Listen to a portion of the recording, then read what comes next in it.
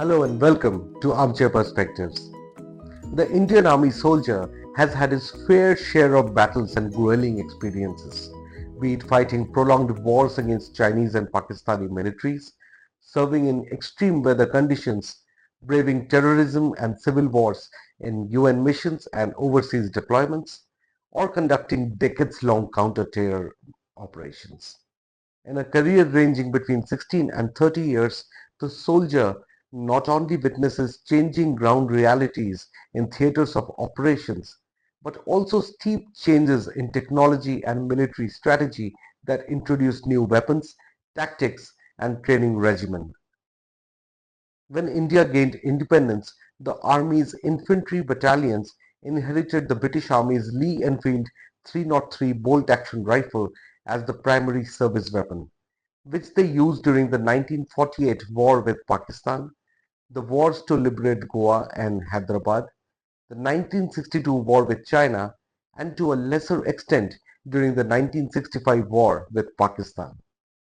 Though the 303 was a reliable rifle used by the army, its fate was sealed by the end of the 1962 war when Indian troops posted in Ladakh and the Northeastern Frontier Agency came face to face with Chinese forces armed with the PLA's standard issue Type 56 assault rifle, a variant of the Soviet AK-47.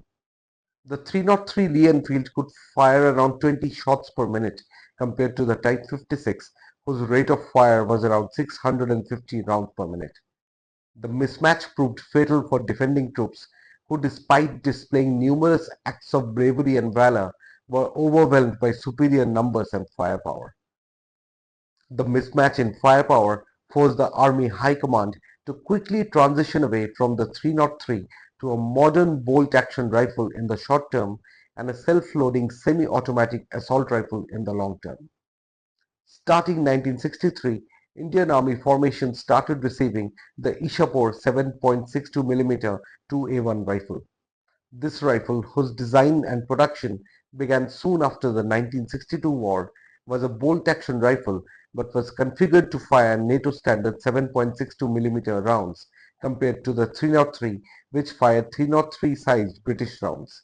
The Ishapur Rifle Factory produced about 250,000 of these rifles till 1974, some of which are still in service with some Indian police forces. The bolt-action rifle, for obvious reasons, was never meant to be the primary weapon of infantry soldier. After the 1962 war, the army adopted the L1A1 self-loading rifle, commonly known as the SLR, in large numbers. The rifle, chambered to fire 7.62 mm rounds and with a rate of fire of up to 750 rounds per minute, performed remarkably in the successful wars of 1965 and 1971 and continued to be the primary service weapon of the infantry soldier until 1998.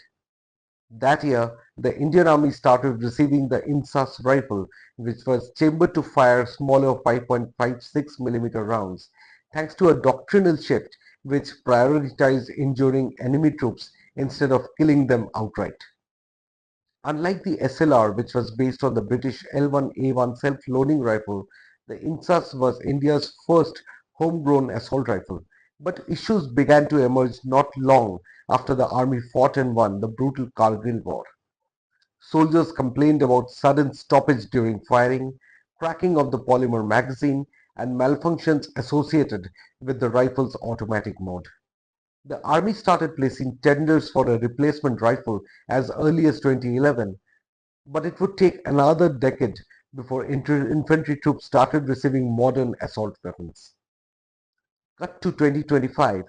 Is the infantry soldier better off today in terms of the quality of his service rifle, his battle kit, and combat protection compared to 10 years ago? A modern infantry soldier today carries a lot more equipment in addition to his service rifle.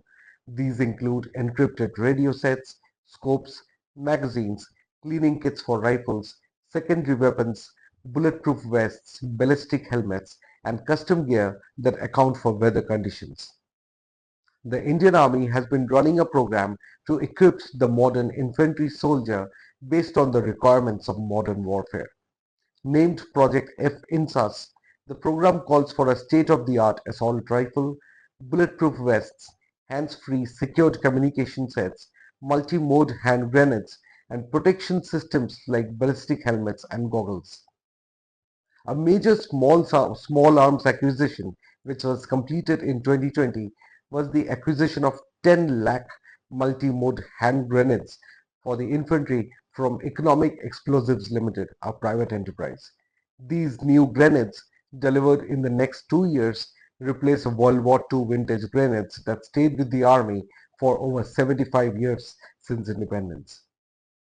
Frustrated by the slow progress in replacing the Insas rifle, the government made a direct purchase of 72,400 SIG 716 rifles from American weapons manufacturer Sig Sauer. In August 2024, the government again bought an additional 73,000 rifles, taking the total number of SIG 716 rifles to 1,45,000. This rifle was not meant to replace INSAS as the primary service weapon for the infantry soldier. The government entered into intense negotiations with Russia's Rosoboronexport and Kalashnikov concern to license and manufacture the AK-203 assault rifle. Finally signed in 2021, the contract enables a company called the Indo-Russian Rifles Private Limited to manufacture about 6.1 lakh AK-203 rifles at a factory in Amethi. The factory has already delivered 48,000 rifles to the Army as of July 2025. The large-scale adoption of SIG 716 and AK-203 indicate that the Army has finally moved on from the earlier doctrine of relying on 5.56 mm rifles to the more confidence-boosting 7.62 mm ones. To add further boost towards modernizing the Indian Army's small arms inventory, the government has also placed an order of more than 4,25,000 close quarter battle carbines, which will be manufactured by Bharat Forge. The new carbines will replace the severely obsolete 9 mm Sterling submachine guns, which have been used by the Army since at least the 1960s. The infantry soldiers' firepower received another major shot in the arm when the army ordered more than 16,000 Israeli Negev light machine guns in 2021 to replace decades-old LMGs in its inventory. In 2024, Adani Defense said it had bagged an order for close to 40,000 Negev NG7 light machine guns for the Indian Army. Deliveries of these guns will replace the Army's entire LMG inventory in the coming days. If we look at these acquisitions, we find that orders placed since 2014 have, in fact, replaced weapon systems that have been used by generations of infantry soldiers.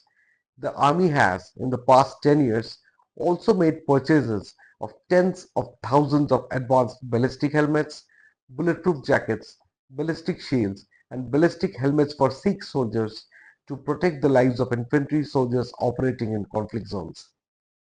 Other major acquisitions to make the infantry soldier more lethal and effective have been handheld software-defined radios, surveillance and target acquisition systems, night vision devices, and sniper rifles. Interestingly, the Army is replacing its entire inventory of older Dragunov sniper rifles with the longer-range Sako TRG-42, which fires an entirely different chamber and has a longer range. As we speak, the Army has more or less modernized every single infantry weapon system and protection kits that the infantry soldier needs to prevail in battle. The quick delivery of the ordered weapon systems and the acquisition of armored personnel carriers, which have faced severe delays, will fill the missing pieces in helping the Army win future battles with overwhelming technical and qualitative superiority. See you next time.